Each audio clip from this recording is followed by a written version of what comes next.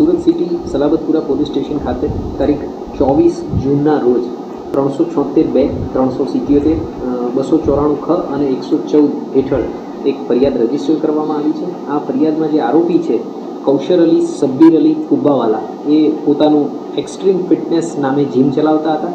ફરિયાદી એમના ત્યાં આગળ જીમ માટે જતા હતા અને એમના પર્સનલ ટ્રેનર તરીકે આરોપી કામ કરી રહ્યા હતા, જેના કારણે એમની સાથે સંબંધો વધ્યા અને આ સંબંધોના કારણે થઈ અને એપ્રિલ 22થી લઈને અત્યાર સુધીમાં એમણે અવારનવાર એમની સાથે શારીરિક સંબંધ બાંધ્યા।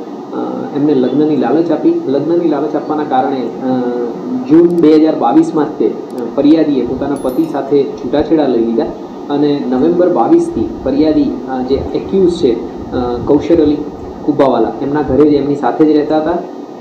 લગ્નની લાલચ આપ્યા બાદ, અવારનવાર શારીરિક સંબંધ બાંધ્યા બાદ પણ જે આરોપી છે એણે ફરિયાદી સાથે લગ્ન ન કર્યા અને બાદમાં એને માનસિક અને શારીરિક ત્રાસ આપવાનો શરૂ કર્યો, જેના કારણે ફરિયાદી આ ફરિયાદ રજીસ્ટર કરાવેલી છે।